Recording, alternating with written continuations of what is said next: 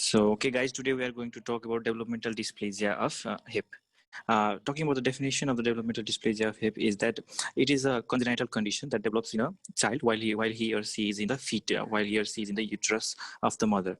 Now, what happens is that it is a disease in which your hip is dysplastic. Dysplastic in the sense that the hip of the children does not develop properly. For a proper hip to develop, the hip of the children should have a proper acetabular fossa, and within that acetabular fossa, there should be a normally aligned head of the femur, right? And that would result in a normal hip joint, and it should occur bilaterally.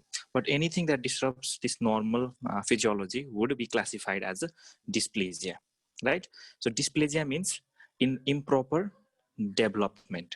So there is improper development of the hip joint in this case. Right, okay. Every developmental dysplasia of hip starts from congenital dislocation of the hip. So initially the child presents with after birth congenital hip dislocation, and because of this dislocation of the hip, the acetabular fossa or the hip joint does not form properly and it becomes dysplastic.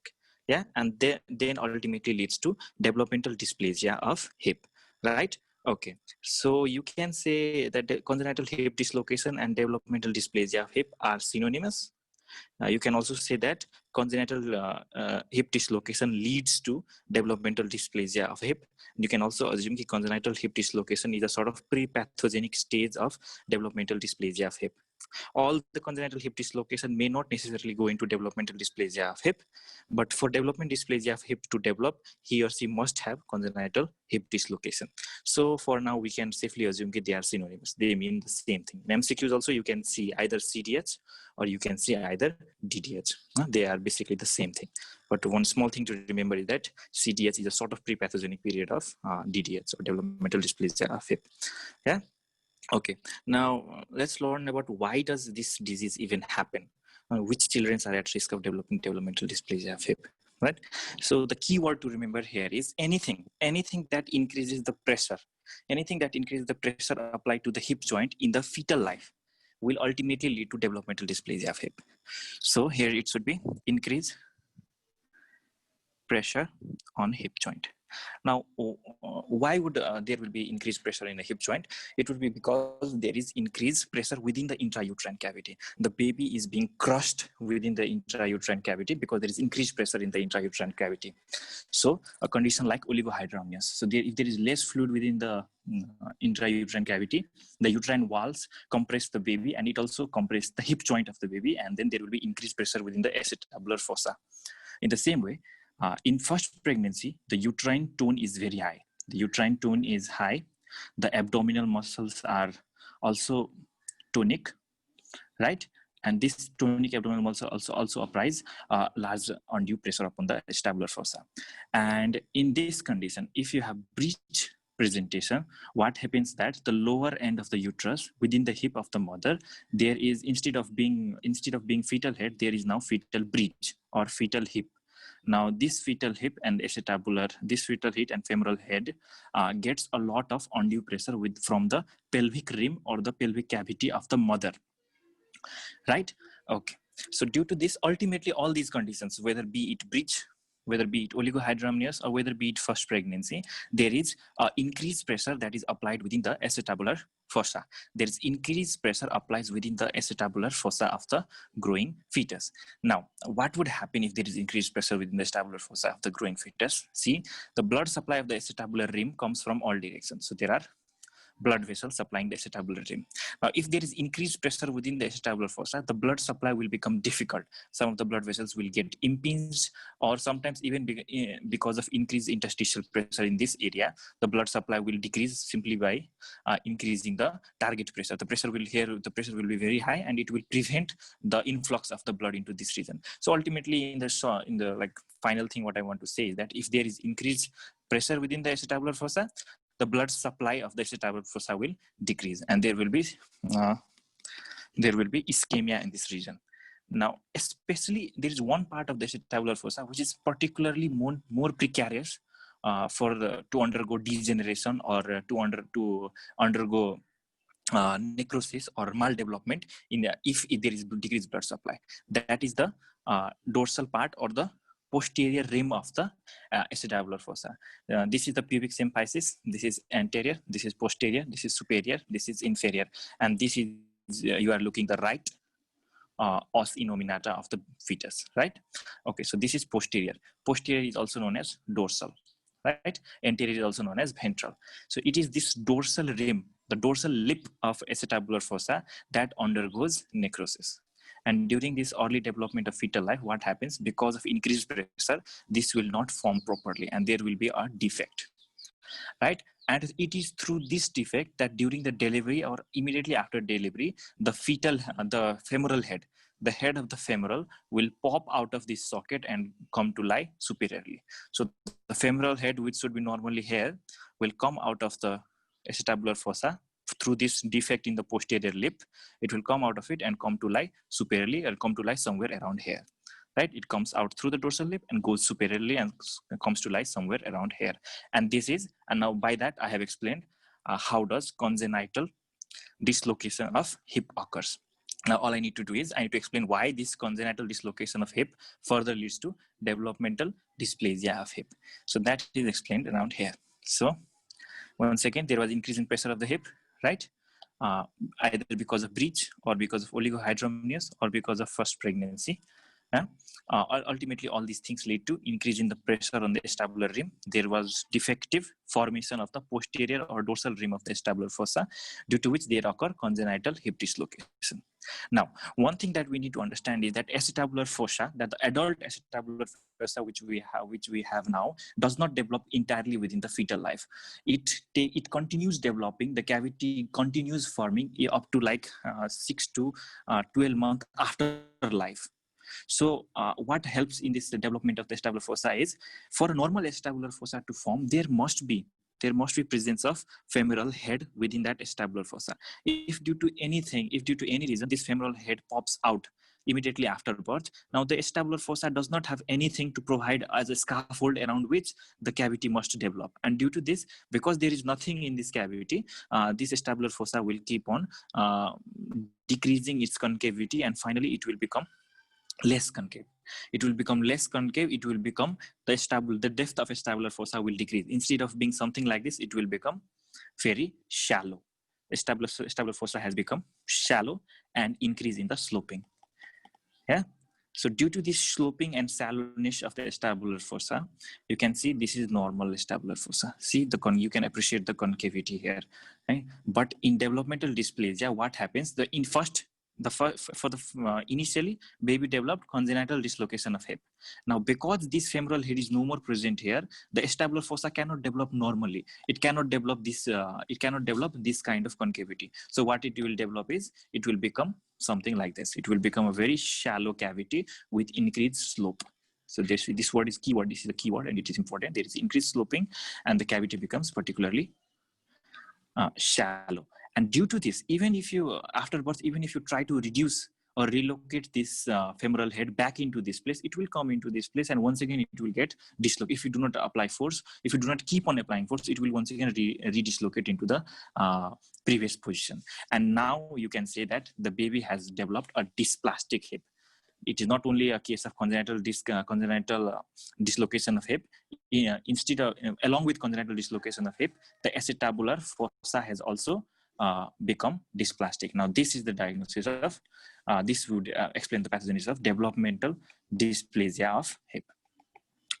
So you can see here, absence of femoral head, right? The absence of femoral head from the acetabular fossa ultimately leads to acetabular fossa not developing properly. Yeah, and due to this, the acetabular fossa remains shallow and sloping. And due to this, there can be recurrent dislocation. And due to this, in the long term, if it is not corrected, the baby will develop a particular type of false joint around here, and the femoral head will keep on being here. And the muscles which are disadvantaged in its mechanics will develop a sort of contracture.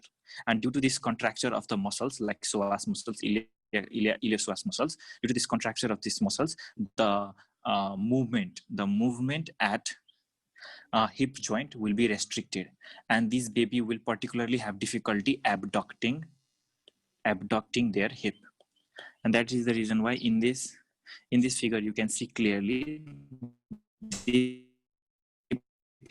can be this particularly large angle. The angle of abduction is particularly high. Yeah, but in this hip, which the baby has developed developmental dysplasia, the abduction is decreased. It is only this much, whereas in this case, the abduction is pretty high. Yeah, if you call A and if you call this angle B, the A is less than B. The angle of abduction in an affected hip will be low than the normal hip. Yeah, so there will be inability of abduction. That will be one symptomatic manifestation.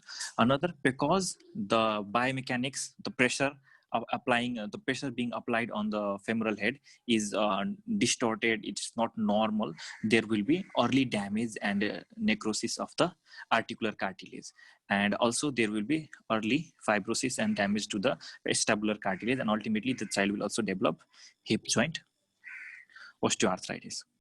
Yeah, but this is a very late complication. It is occurs in those child in which the developmental dysplasia of hip is not managed actively. If it is not managed actively, if it is left alone, then it can lead to osteoarthritis, but it is a very late complication in unmanaged case. Joint contracture can occur pretty early. Yeah, in the first year of life, it can occur. From first to second year of life, it can occur from joint contracture. Yeah, okay. So this is the pathogenesis. Congenital dislocation of hip ultimately leads to developmental dysplasia of hip. Yeah, so I explained how does it occur. It occurs because of anything that increases pressure in the hip. What I cannot explain is it occurs particularly more in female child. So that it occurs more in female child. Yeah, being female is a huge risk. It's so much of a risk that female to male ratio is around 5:1. That is more common, 5 times more common in female child than in male child.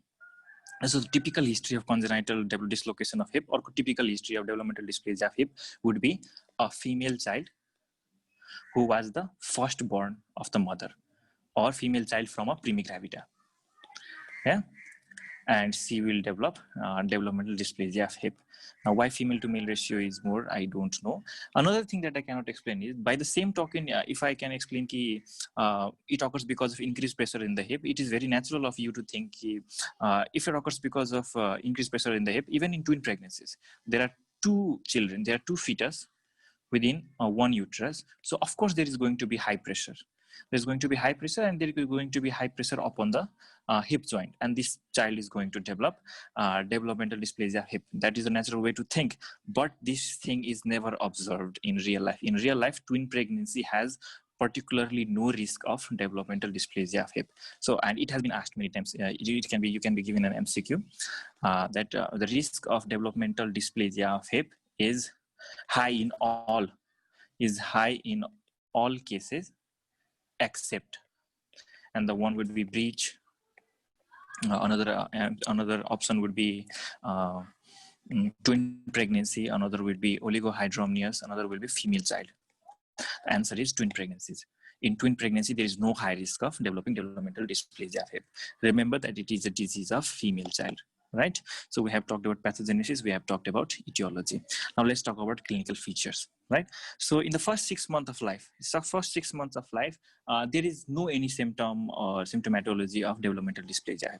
The child may have already developed congenital dislocation of hip, but he or she will be not symptomatic, because it is in this first 6 months of child life. The child is particularly not much active. The child does not necessarily use hip joint much. So unless you actively screen for developmental dysplasia of hip, you cannot find. So there is completely asymptomatic. First 6 months of life is completely asymptomatic. That is the reason why screening of developmental dysplasia of hip is very important, because the child can be very asymptomatic, right? So you have to screen, and for screening you need to use 2 tests. You can use either Barlow's test or you can use Ortolani's test, right? So Barlow's and Ortolani's tests are very important tests that are used for the screening of developmental dysplasia of hip. Now the principle for Barlow's and Ortolani's test is very simple. You assume the child has dysplastic hip and you try to dislocate or relocate. Now whatever you do, either you dislocate or relocate, when the femoral head pops out or pops into the socket of the acetabulum, it is going to make a sound, a clunk sound. and you are what you are doing is you trying to appreciate the clunk sound. You try to dislocate the hip. If you hear that clunk sound, you can say, okay, yes, the dislocation occurred. And you try to relocate the hip. If you find the clunk sound, if you hear the clunk sound, okay, you can say relocation occurred. And that's why you can very correctly conclude that the baby has developmental dysplasia of hip, because it is dislocating and relocating very pretty much easily by some maneuver called Barthol's test and Ortolani's test. So all you are hearing, all you are looking for is that particular clunk sound, while either dislocating or relocating the femoral head from the acetabular fossa. Now, if you do it while dislocating, if you want to hear the clunk sound by dislocating the hip, then it is Barlow's test. And if you do it by relocating the femoral head back into the acetabular fossa after you have done Barlow's test, would be Ortolani's test. One mnemonic to understand is Ortolani is OR. R means reduction or relocation, right? Another MCQ to understand is Barlow's. In Hindi, you can remember Barlow as Baharlo. Baharlo means you are taking it out of acetabular fossa. Yeah, if you are taking out of acetabular fossa, you are dislocating. And where you are dislocating, you are trying to appreciate the clunk sound. So now you knew two things. Barlow is dislocation force, Ortolani is relocation force. What you are listening is the clunk sound. Okay. Now, how can you dislocate a joint, a hip joint, and how can you relocate a hip joint? What are the vector forces? What are the vector or different forces that you apply would lead to dislocation, right? So this is how Barlow's test is done. Barlow's test is all about adduction. You are holding the baby's leg at their knee, at their flexed knee, and you are trying to adduct. You are trying to bring both the knee closer to one another while applying a constant posterior force. Because it is because you know that the defect is in the dorsal or posterior lip of acetabulum, and that is the reason why you are trying to dislocate the femoral head from the posterior defect. And to dislocate from the posterior defect, you are trying to apply two forces. You are trying to apply a posterior force as well as you are trying to apply adduction force. What happens while you try adduction force is that when you try adduction force around here, there is fulcrum is somewhere around here. This is the fulcrum or axis of rotation. And due to this, the force is applied in this direction, and the distraction force upon the femoral head will be applied in opposite direction, because the fulcrum is somewhere around here. And due to this, the femoral head will pop out of the acetabular fossa, and then because of your posterior force, it will go out of the dorsal defect and come to lie superior to the acetabular fossa. Once again, if this is acetabular fossa, if this is posterior, this is anterior, this is superior, this is inferior, the defect is somewhere around here in dorsal lip. Yeah, and that's why you are holding at the knee and you are applying posterior force. And while you are applying posterior force, you are also applying adduction force, because adduction at knee joint will lead to abduction at hip joint, and you are trying to pop it out of the socket and then push posteriorly. So Barlow's test, everything said, Barlow's test is all about adduction. If you adduct and then push posteriorly, the joint will dislocate from the acetabular fossa, and you will hear that clunk sound. Now, once you have done Barlow's test, now it's time to relocate. It's time to bring the bring the femoral head back into the acetabular fossa. And for that, what you will do is you will do Ortolani's test. The vector force are exactly opposite of Barlow's test. What you will do is, instead of adduction, you will do abduction. So you are moving the hip in this direction. So while you are moving the hip in this direction, the fulcrum is somewhere around here, and that is the reason why the femoral head will oppose against the acetabular fossa and come in this direction. Yeah, and this is the abduction force, and you are also trying to bring the femoral head back into the acetabular fossa by through this dorsal defect, and that is why you will try a pulling effect, a pulling force. So you will catch hold of the knee around here, and you will try to pull it towards yourself. As while you are pulling it towards yourself, you will also apply an abduction force, right? Because abduction at knee joint will lead to adduction at hip joint, and this will you can see in this figure, it is shown. that this will ultimately lead to the femoral head is somewhere around here and acetabular fossa is here. When you did abduction, the femoral head came back into the acetabular fossa and you relocated. Either you dislocate or you relocate. What you are trying to hear is you are trying to hear that clunk sound, right? Okay. So that was Barlow's test and Ortolani's test. By these two tests, Barlow's test, Ortolani's test, you can diagnose or you can screen a baby for developmental dysplasia of hip under 6 months of age, right? Okay. Now, what happens if the baby is more than 6 months? If the baby is more than 6 months, that is say 6 to 18 months, then what happens is that all these joint mobility starts decreasing. The baby who has developmental dysplasia, he has hip joint somewhere around here. Initially, just after birth, all the joint capsule are pretty lax. The joint capsule is lax. The ligamentum teres is also lax. And there is no pulvinar fatty tissue. There is no bearing of the acetabular fossa because of fatty tissue. The iliopsoas muscle is also pretty relaxed and it is not spasmed. And due to this, the mobility at hip joint, although it is dysplastic, although it has already displaced, but still the mobility of this hip joint is intact up to 6 months of age. And that is the reason why you were very freely able to do Barlow's test. You were very freely able to dislocate and you were freely able to do an Ortolani test or relocate. And that is why this test can be used in children less than 6 months of age for the screening. But by the time children reaches more than 6 months of age, because of chronic inflammation, what happens is that the posterior capsule, the inferior capsule will be fibrosed and it will develop some sort of constriction, and this is called hourglass constriction. Have you seen hourglass? Hourglass is looks something like this, also known as sand of time, right? So there is sand and it comes downward and it tells you time. So this is called hourglass. And because of this inferior capsule as developing this hourglass type of constriction, if you try to relocate it, the femoral head will not come here because this hourglass constriction of the fibrosed inferior capsule will prevent the relocation, right? Except for this hourglass constriction, there is something else. The acetabular fossa, although it is shallow, but it is still normal, right? Up to 6 months of age, it can be relocated. But after 6 months of age, it becomes further shallow. Why? Because there is deposition of pulvinar fatty tissue. Fatty tissues are deposited and hence you cannot relocate. Besides that, the ligamentum teres, the ligamentum teres, the round ligament to the head of the femur will become fibrosed and it will not remain relaxed anyways. And what will happen is that it will once again be very difficult to relocate the joint.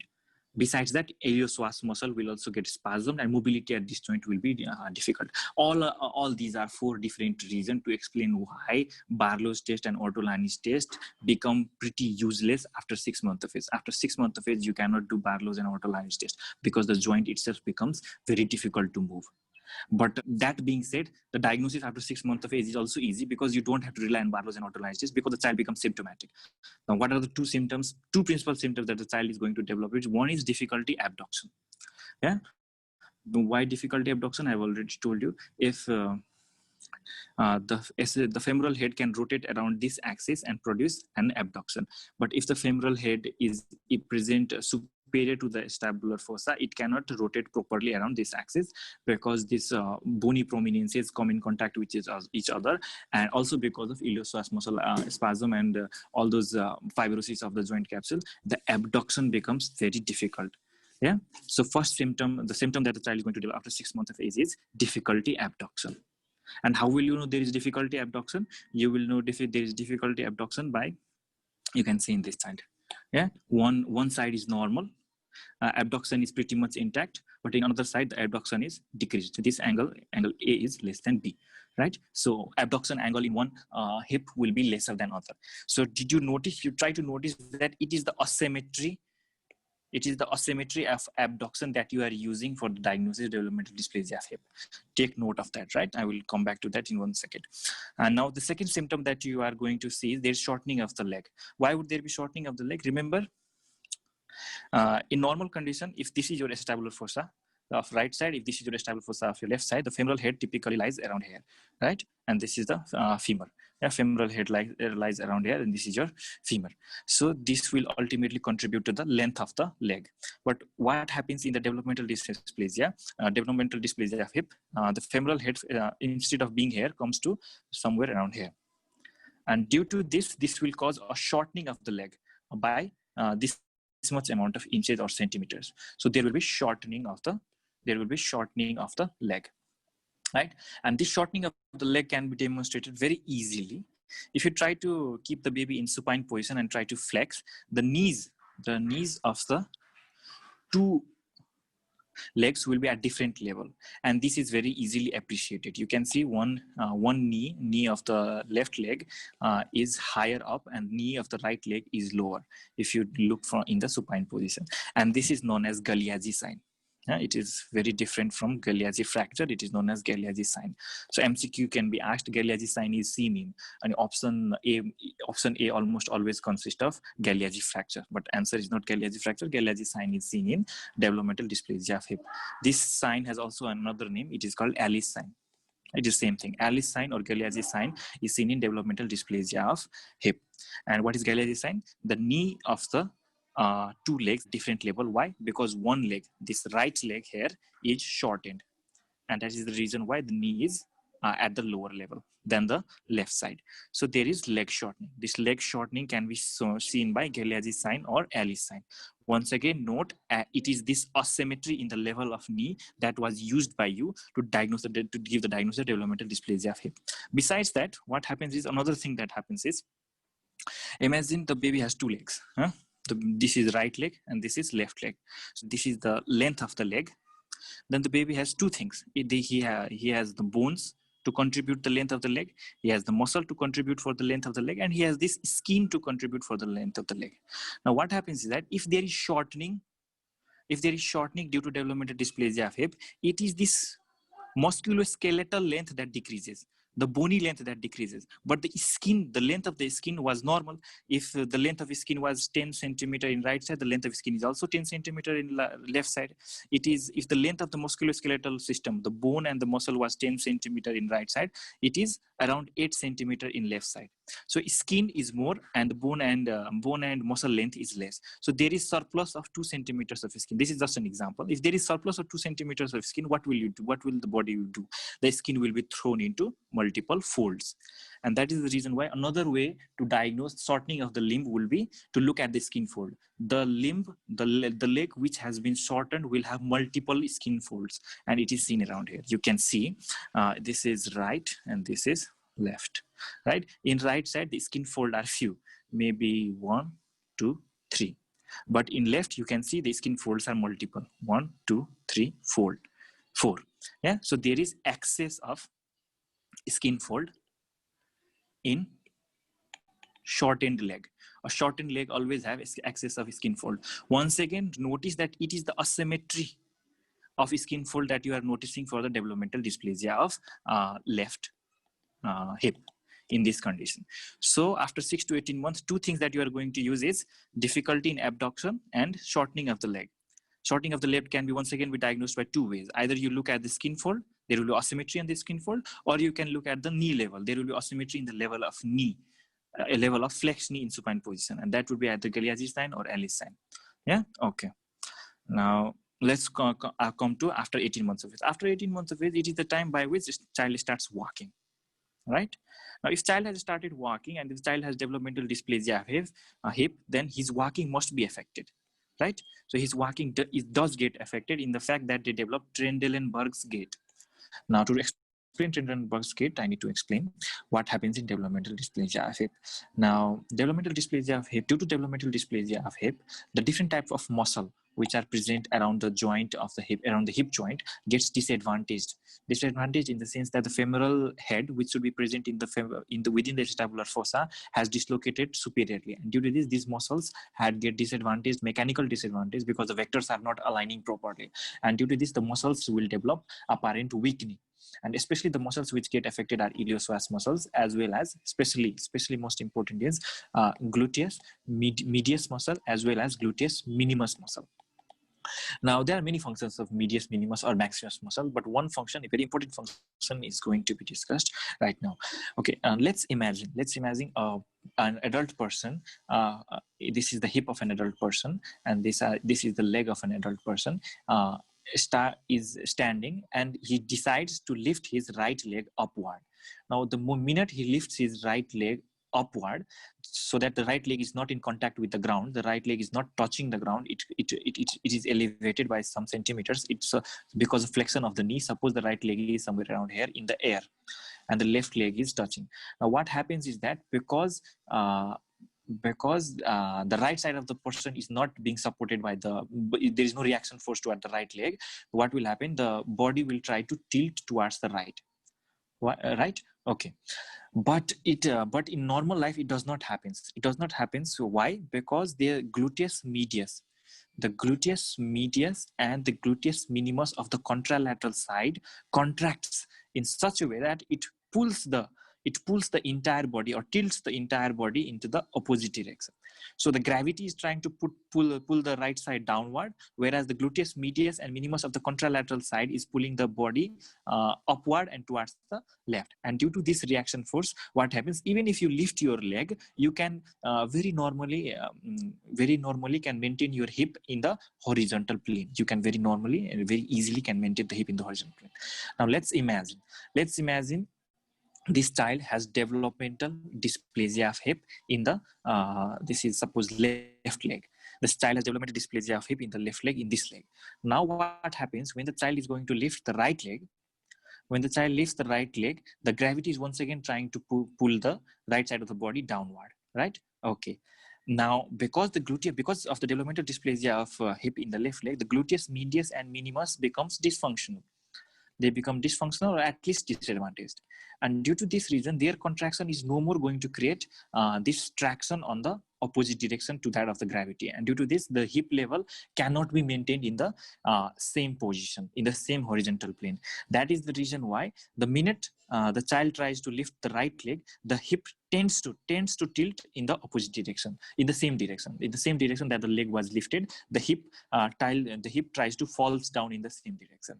But still, in order to be stable, in order to walk, he cannot allow his hip to tilt downward. What he does is, now he cannot use his gluteus medius or minimus. What he does is that the child uses his entire upper body and tries to lean forward, brings the heads toward the left, bring the chest toward the left, bring the entire trunk towards the left.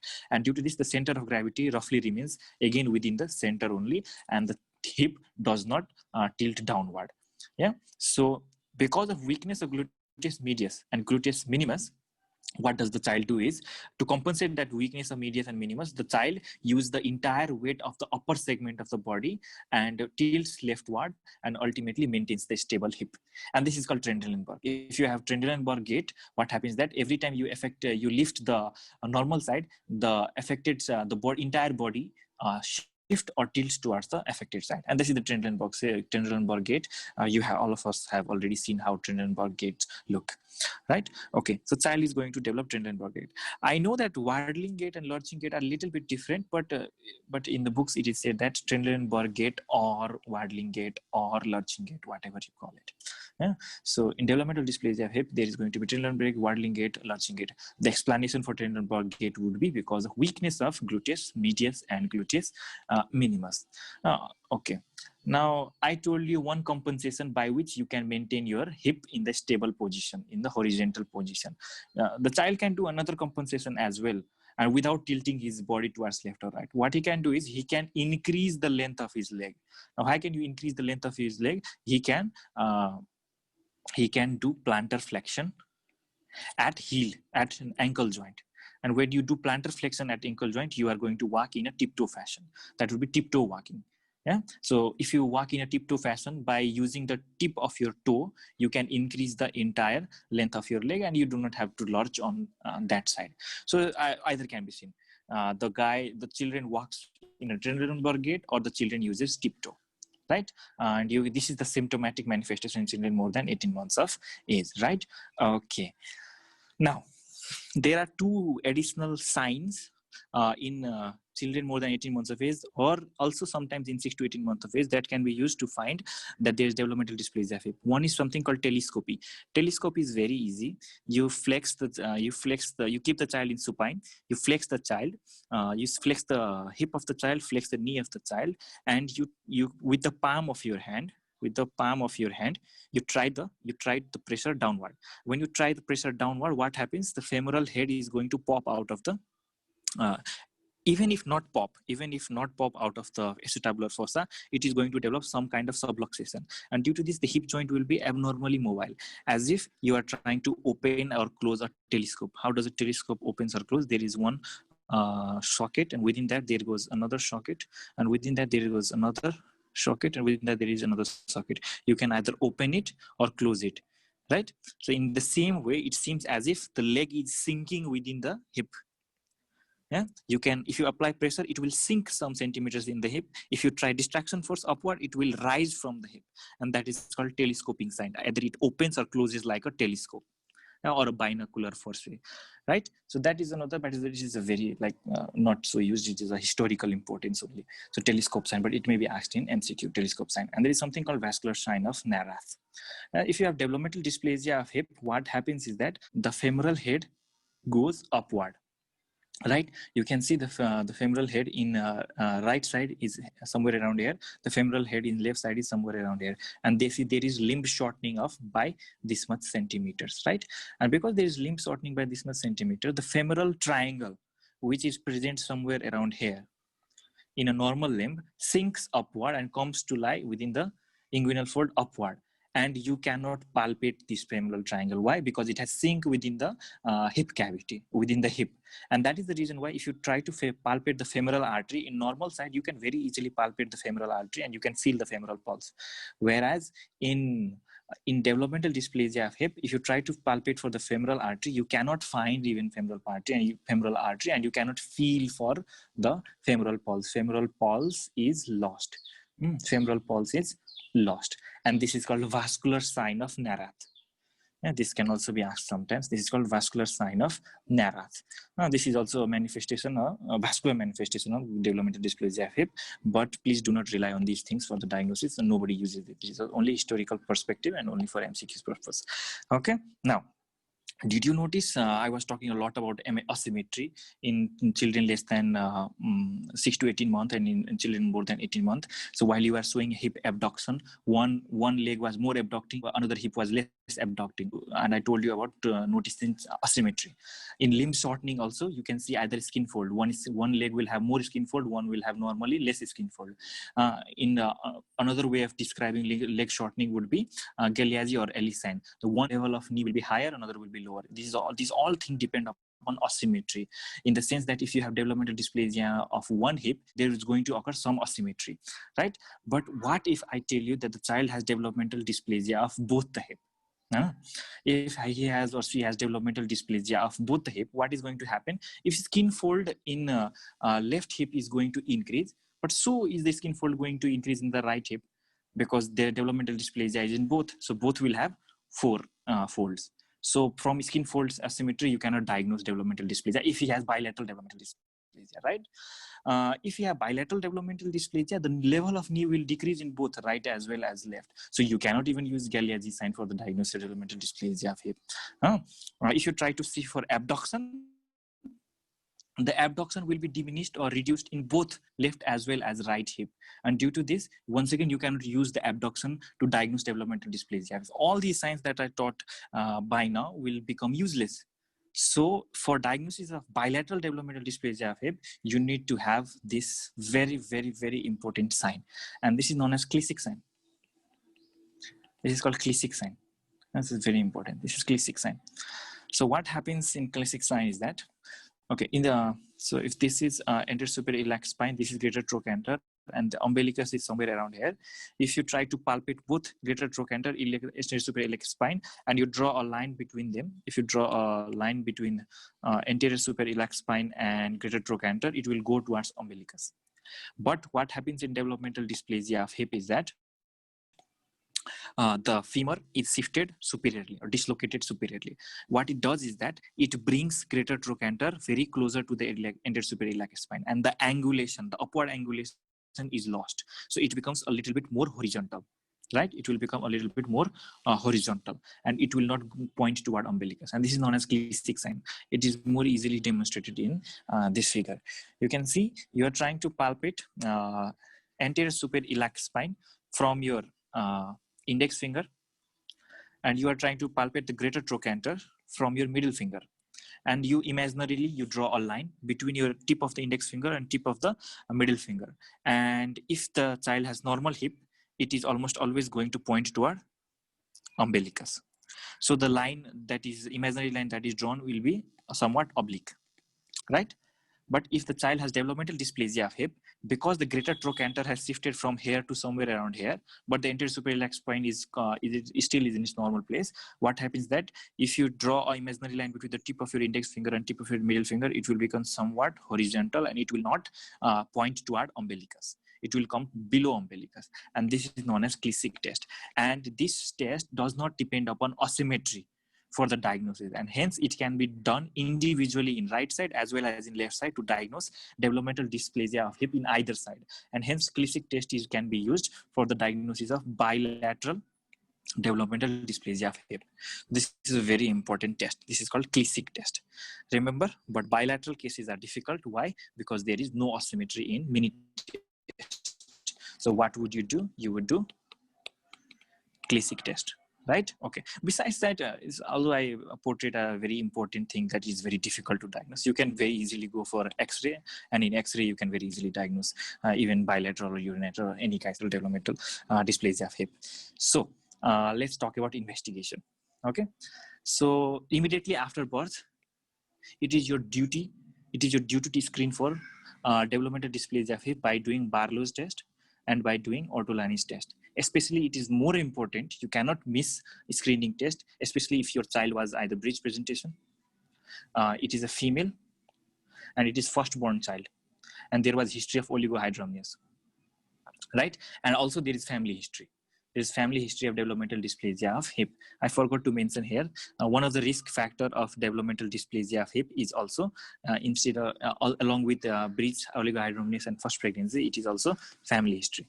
A positive family history of developmental dysplasia also increases the risk of developing developmental dysplasia of hip. So if a child has positive family history and a history of oligohydramnios, breech presentation, it is a female child and firstborn, then you cannot afford to lose screening test like Barlow's and Ortolani's test. You must do. And it is this Barlow's and Ortolani's test that is going to tell you that the child may have developmental dysplasia of hip. You need to confirm by some kind of imaging investigation. So up to 6 months of age, less than 6 months of age, although if there is dislocation of the femoral head, because the femoral head has not ossified properly, it is very difficult to see the femoral head. And that is the reason why if you do X-ray, you will find up to 6 months of age, X-ray will be normal. And due to this reason, in less than 6 months of age, X-ray cannot be used for the diagnosis of the developmental dysplasia of hip. You need to see the soft tissue. You need to find relation between the joint. And that is the reason why you must do USG. So USG is a diagnostic investigation of choice in less than 6 months of age. Some books try to say it less than 4 months of age, but in one of the review book I found it is less than 6 months of age. So up to less than 6 months of age, USG is a diagnostic investigation of choice. After 6 months of age, the diagnostic investigation of choice no more remains USG, it becomes X-ray. Why? Because after 6 months of age, I remember after 6 months of age, I told you there is hourglass constriction, there is fibrosis, pulvinar fatty tissue, femoral head starts ossification, and due to this, the USG penetrance decreases, and it becomes very difficult to diagnose from USG because findings are very difficult to see. And what becomes easy to understand is X-ray, because by after 6 months, all the dislocations become rigid and X-ray manifestations become more easily apparent. And it becomes very difficult, very easy for you to diagnose developmental dysplasia of hip after 6 months of age using X-ray. Sometimes if you cannot find in X-ray, you can do MRI. Okay, yeah. Somewhere I found diagnostic investigation of choice is X-ray, but in one of the review book I found investigation choice is MRI in Apurva Mehra Apurva Mehra, orthopedics, it is given MRI. In AMBOSS, US Assembly books, it is given X-ray is the investigation of choice. But I also suppose it should be X-ray, because the first test that you are going to do is X-ray and not MRI. If X-ray is unclear, then you are going to jump to the MRI. But I don't know, it is a subject of open discussion. Okay, so now what are the findings that you are going to find in the X-ray for the developmental dysplasia of hip? And it is a very important thing, and it is very difficult, sometimes very difficult, because there is too much of name involved, right? Okay, let me explain the normal anatomy of the hip X-ray, or radiological anatomy of the hip X-ray. So you can see this is triradiate cartilage. This is triradiate cartilage. This is triradiate cartilage. If you draw a horizontal line from the two triradiate cartilage, this is a horizontal line, and this line is known as Hilgen-Riener's line. Hilgen-Riener's line. Now, you can see this is acetabular fossa, and this is acetabular fossa. One sign you can very easily see by now, I have already told you. You can see the acetabular fossa in this side is well formed. It is pretty deep. It is deep and concave, and the superior rim or the superior roof of the acetabular fossa is horizontal, flat. There is no sloping. Whereas in developmental dysplasia of hip, it is more shallow, right? And it is more sloping. You can see it is sloping. The roof, there is improperly formed roof. There is no flat roof. It is more sloping. Yeah. So that will be one manifestation in X-ray. Okay. Now this is triradiate cartilage. Okay. Now if you draw a perpendicular line from the lateral most edge of the acetabular fossa, this is the lateral most edge of the acetabular fossa, and if I draw a perpendicular line from here, this perpendicular line is known as Perkins line. In the same way I can do in this side. It is very difficult to appreciate which is the most lateral most point of the acetabular fossa in this side, but I will say that this is the most lateral most edge of the acetabular fossa. And if I draw a perpendicular line from this, this is the Perkins line. This is the Perkins line. Now once again, let's draw the Hilgen-Riener's line. So this is your Hilgen-Riener's line. So this is your Hilgen-Riener's line. So did you notice the Hilgen-Riener's line or Perkins lines divide the entire hip joint into 4 quadrants: the superolateral, the superomedial, the inferior-medial, the inferolateral. The normal joint, the normal hip joint is such that the femoral head lies in the inferomedial compartment. But if you have developmental dysplasia of hip, the femoral head moves laterally and upward. Yeah, and due to this, the femoral head comes to lie in the superolateral compartment formed by 2 lines, the Hilgen-Riener's line and Perkins line. Why? Because the femoral head comes to lie lateral to the Perkins line, and above or superior to the Hilgen-Riener's line. So this was another finding in the X-ray of the developmental dysplasia of hip. Now let's talk about another line. You can see in a normal hip, if you draw a line, a curved line along the ischium and pubic shadow, if you draw this line and continue along the neck of the femoral head, you can see there is a continuous curved line, and this is known as Shenton's line. Normal hip has a continuous curved line. This is known as Shenton's line, but this particular continuous curved line gets disrupted or broken in case of developmental dysplasia of hip. You can see the Shenton's line is somewhere around here. The another Shenton's line is, another half of the broken Shenton's line is here. There is break in the Shenton's line. So this is the medial half of Shenton's line. This is the lateral half of the Shenton's line, and there is break in the Shenton's line. This is another X-ray manifestation of developmental dysplasia of hip. There is break in the Shenton's line. Okay. So I told you Hilgen-Riener's line, Perkins line, Shenton's line, and I also told you about the acetabular fossa. Right now, another manifestation not so important is that in the side which has developmental dysplasia of hip, there is not only improper development of the acetabulum, there is also improper development of the femoral head, and due to this, there is asymmetry in the femoral head. You can see the femoral head of this side is well formed, and the femoral head is this side is not well developed. It is not well developed, right? So there is delayed development and delayed growth of the femoral head in the affected side. There are many signs.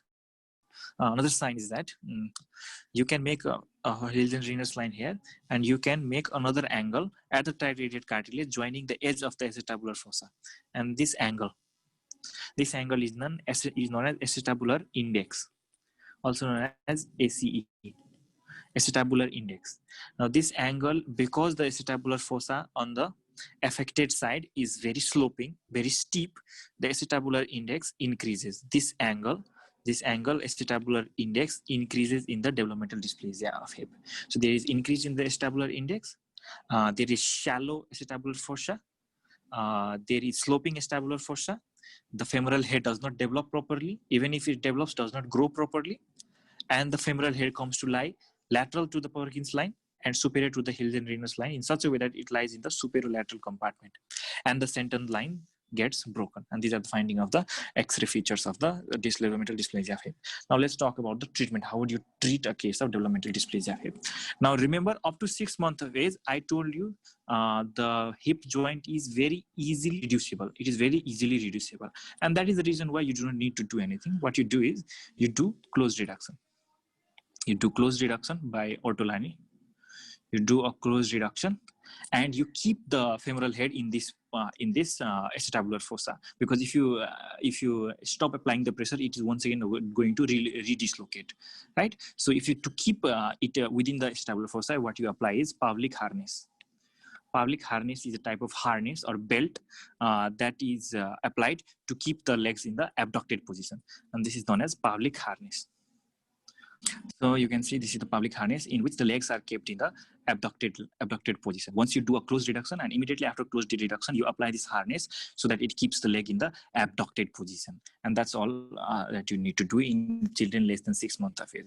And that is all for the treatment in less than 6 months of age. But for 6 to 18 months of age, what happens is that I told you there is pulvinar fatty tissue. There is hourglass constriction. There is iliopsoas interposition, right? And there is fibrous thickening of round ligament. All these things makes closed dislocation very difficult, and that is the reason why after 6 months of age, what you need to do is you need to do open reduction, right? Okay. From 6 to 18 months of age, what you need to do is open reduction only. Open reduction plus you apply hip spica cast. From now, after you do open reduction, Pavlik harness is it's not that strong of an orthosis, and hence you need to do a cast application. This is known as hip spica cast. The angle of hip spica cast is also same. It is kept in abduction position to keep the femoral head within the acetabular fossa. You apply a hip spica cast after doing an open reduction, and that will keep the leg in the abducted position. Now, after 18 months of age, from open reduction, but even if you do open reduction, because the femoral head is grown in such a way that it cannot be reapplied within the acetabular fossa because of the abnormal growth of the femoral head. It cannot be reapplied in the acetabular fossa, and in this case, you have to do femoral osteotomy. You need to cut down some part of the length of the femoral head. You need to make new femoral head, and then you have to apply you have to do open reduction with femoral osteotomy. From 3 years to 6 years of age, there is not only damage to the femoral head, but there is also damage to the acetabular fossa also. And due to which you have to do open reduction with femoral osteotomy with hip osteotomy. And this hip osteotomy is known as Salter's procedure or Salter osteotomy. Right, I'm not going to explain in detail how it is done. Remember the name. It is Salter's osteotomy. In up to 3 years of age, you need to do open reduction with femoral osteotomy. After 3 years of age, 3 to 6 years of age, you need to do open reduction, femoral osteotomy, as well as hip osteotomy. And this hip osteotomy is also known as Salter's osteotomy. You need to reconstruct the femoral head as well as the acetabular fossa. And in 6 to 11 years of age, even if the child has developmental dysplasia of hip, you do nothing. You cannot do any procedure, because it is the time in which the vascular supply of the femoral head decreases. And if you do any kind of procedure in this age, the child is going to develop a vascular necrosis of the femur, right? So in this age, do nothing, keep the child in follow-up, and ask the child to come after 11 years of age. And by the time the child comes after 11 years of age, the child is going to develop osteoarthritis, severe osteoarthritis of the hip joint. And in this case, you have no option left but to do total hip replacement surgery. And by that, you will have treated the developmental dysplasia of hip completely. And I think this is all that we need to study in developmental dysplasia of hip. If you find anything else, you can add here. Okay, thank you.